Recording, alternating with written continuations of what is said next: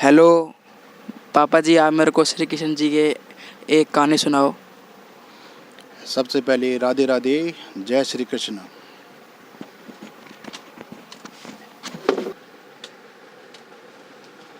राधे राधे, जय श्री कृष्ण। आप लोगों को मैं एक छोटी सी कहानी सुनाना चाहता हूँ, जो कि हमारे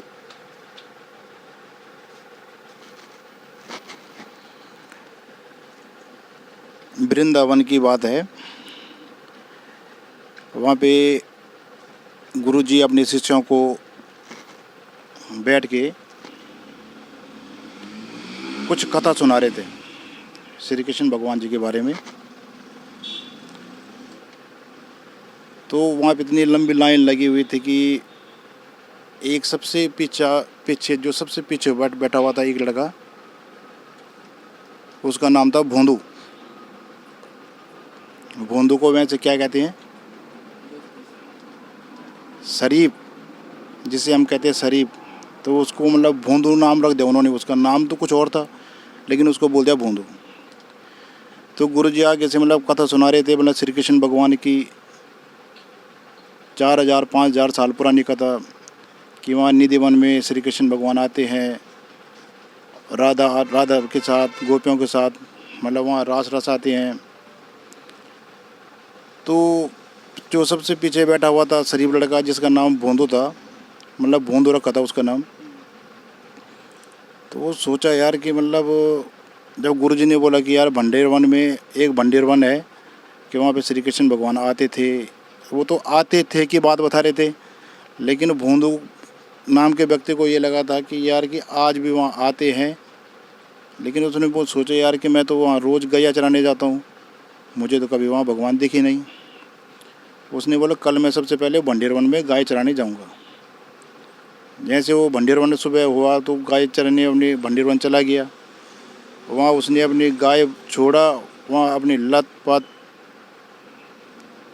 वृक्षों के नीचे इधर उधर झाँका धाके करना चालू कर दिया कि श्री कृष्ण भगवान आखिर होंगे तो होंगे कहाँ होंगे। अपनी गायों को छोड़ के वहाँ देखने लगा, और वो भगवान को इतना याद करने लग गया, इतना याद करने लगा कि श्री कृष्ण भगवान से रहा नहीं गया। वो भी अपने भोंदू को मिलने के लिए तुरंत आ गए वहाँ पे। वहाँ से उन्होंने देखा जब भोंदू ने कि यार श्री कृष्ण भगवान अपनी 9 लाख गाय लेके आ रहे थे, एक तेजस्वी रूप लेके वहाँ से आ रहे थे। सर पे मुकुट वो चमक रहा था, आंखें उनके ऐसे थी जैसे कमल के नयन होते हैं, कमल के पंखुड़े जैसे उनके नयन थे। और एकदम तांबर वस्त्र मतलब गले में लपेटे हुए आए थे, मोतियों की माला लेके आए थे, मतलब गले में लपेटे हुए। और दांत उनके ऐसे चमक रहे थे जैसे कोई मतलब हीरा चमकता हो। तो भोंदू ने बोला आखिर मतलब ये क्या भगवान यही है? जब अपने वो पैर रख रहे थे ज़मीन पे तो उनका अलग सा एहसास हो रहा था। तो जैसे भोंदू के पास आए तो भोंदू देखता रह गया। श्री कृष्ण भगवान ने बोला उनको कि भोंदू देखता रहेगा क्या? मुझे तो अपने हाथों से कुछ खिलाएगा नहीं। तो भोंदू ने बोला कि ठाकुर जी, क्या आप मेरे हाथों से कुछ खाओगे? बोला हाँ, मुझे बहुत भूख लगी है, खिला, मुझे क्या खिलाएगा? भोंदू ने 2 रोटी लेके गया था, 2 रोटी गुड़ की डली। भगवान ठाकुर ने तुरंत वो निकाला और उनके हाथ से लेके खाना स्टार्ट कर दिया। और भोंदू उनके मुंह पे देखते रह गया। वो उन्होंने बोला कि रोटी गुड़ खा के बोला कि भोंदू और नहीं है? बोले ठाकुर जी मेरे पास तो जो 2 रोटी थी, मतलब मेरे पास जो आपने वो ही खा ली। बोला कि एक काम करियो, कल लेके ज़्यादा रोटी लेके आना, मुझे बहुत भूख लगती है। बोला जी ठीक है जी ठाकुर जी, मैं कल आपके लिए बहुत सारी रोटी लेके आऊँगा, और कल आप जितना रोटी उतना खा लेना। भोंदू अपनी गैया उठा के घर आता है, और उधर से ठाकुर जी अपनी गाय लेके चला जाता था। तो भोंदू को देख ले कि एक निस्वार्थ, जिसके अंदर कोई स्वार्थ नहीं था, वो बच्चा जब घर आया घर में देखा उसने तो चुपचाप करके वो बैठा रहा पीछे, किसी से बात नहीं की। जैसे फिर सुबह हुई तो जहाँ इनका मतलब रसोई घर था, वहाँ 2 रोटी की जगह वो 10 रोटी लेके अपनी पोटले में बांध के और गुड़ और दही और एक पत्तल लेके चलता बना। जो रसोई घर में जो खाना बांट रहा था उसी तो गुरुजी के पास चला गया कि गुरुजी भोंदू के तो सिर्फ 2 रोटी की भूख रहती है, आज ये 10 रोटी किसके लेके जा रहा है इतनी। तो गुरुजी ने बोला अच्छी ऐसी बात हो गई। कह रहे हाँ। तो गुरुजी के उसके पास गए, फिर बोला भोंदू ये 10 रोटी किसके लिए लेके जा रहा है। पहले उसने बोला गुरुजी मैं आपसे माफ़ी चाहता हूँ, मेरे से गलती हो गई, मैंने बिना बताए हुए आपसे मैं ज़्यादा रोटी लेके जा रहा हूँ। कह रहे कोई बात 10 की जगह 20 ले जा, लेकिन ये तो बता दे किसके लेके जा रहा है तू। कह रहा अपने ठाकुर जी के लिए। कह रहे ठाकुर जी के लिए। कह रहे ठाकुर जी तो वहाँ आते हैं। बोला हाँ आते हैं। कह रहे तू बावड़ा हो गया तो वहाँ कोई भी लड़का मुकुट पहन के मोर पंख लगा के तेरे को बेवकूफ़ बनाने कोई आ जाता होगा। कह रहे नहीं गुरुजी नहीं। कह रहे फिर ये बता दिखते कैसे हैं गुरुजी। कह रहे जो आपने बताया था, आपने जो बताया था उससे भी लाखों ऊपर हैं वो। जैसी कल्पना आपने की थी उस कल्पना से भी लाखों से भी ऊपर हैं वो। बोला कि अच्छा चल तू मुझे मतलब एक चीज़ बता दिया कैसे कैसी है। फिर उसने बताया भोंदू ने गुरुजी को कि गुरुजी सर पे मुकुट चमका के आए थे वो, उनके मुकुट में ऐसे लग रहा है जैसे कि पूरा सूरज उनके सर पे बैठा हो। आंखें उनके ऐसी थी कि जैसे कमल के पंखुड़ी जैसे उनके नयन थे। मुंह में उनके वो हंसी थी, दांत उनके एकदम मोतियों जैसे चमक रहे थे। गले में हीरों की माला थी और गले में ताम्र वस्त्र मतलब पहने हुए जब आए थे मेरे सामने, तो जहाँ जहाँ वो अपने कदम रख रहे थे वहाँ वहाँ एक अलग सा एहसास हो रहा था। चंदन की खुशबू आ रही थी पूरे मतलब भंडेरवन में। बोला अच्छा। बोला हाँ। गुरुजी के आंखों में आंसू नहीं रुके, बाहर निकलने चालू हो गए आंसू।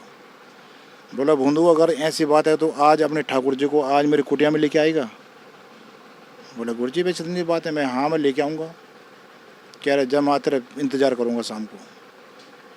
भोंदू चला गया, अपनी पोटली उठा के भंडेरवन चला गया। फिर गाय लेके जैसे गाय ले गया तो वहाँ उधर से ठाकुर जी चिल्लाए तो उधर से ठाकुर जी आ गए।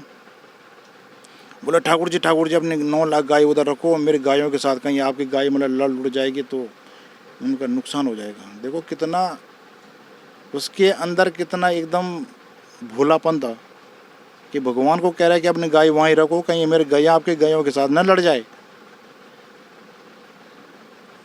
समझा। तो बोला कि ना भोंदू ना ऐसा कुछ नहीं होगा, तेरे गायों के साथ मेरी गैया नहीं लड़ेगी, कोई बात नहीं। कह रहा है चल छोड़ बातें तो होती रहेगी, मुझे पहले खाना दे, मुझे भूख लगी है। कह रहा है क्यों ना ठाकुर जी आप बैठो, मैं आपके लिए मतलब यहाँ पत्थर लाया हूँ, पत्थर पे आपको रोटी दूंगा। जैसे पत्थर सजा के बैठाया वहाँ से रोटी रखी, रोटी पे थोड़ा दही, थोड़ा मक्खन, थोड़ा गुड़ की डली रखा उनके लिए और अपनी पोटली नीचे खोल के रख दी। ठाकुर जी जितना रोटी खाना आज खा लो, कल रोटी कम थी। कह रहे भोंदू तू नहीं खाएगा। कह रहे ठाकुर जी बस आप खाओ, आपके जैसे आप खा रहे हो वैसे मतलब मेरा पेट भर जा रहा है। बोला अच्छा। जैसे ठाकुर जी ने एक आध निवाला तोड़ के मुंह में रखा। बोला ठाकुर जी मेरे आपसे एक गुजारिश है, मेरी पूरी करोगे। कह रहा हाँ भोंदू बोल, जो तो बोलेगा मैं करने के लिए तैयार हूँ, बोल। कह रहा आपको मेरे साथ मेरे गुरुजी के आश्रम में आना पड़ेगा। कह रहा देख भोंदू तो बोल, मैं कुछ भी कर दूं, लेकिन देख भाई तेरे तक सीमित है, तेरे गुरुजी के पास मैं नहीं आ सकता हूँ। बात तेरी मेरी हो रही है तो गुरुजी कहाँ से बीच में आ गई। कह रहे ना जी गुरुजी के पास तो आपको चलना ही पड़ेगा। कह रहे ना भोंदू मतलब जो तुझे चाहिए मतलब तू बोल ले, लेकिन मैं तेरे गुरुजी के पास नहीं आ सकता हूँ। कह रहा है कि सोच लो। कह रहे मैंने सोच लिया। कह रहे आखिरी बार सोच लो। कह रहे मैंने सोच लिया।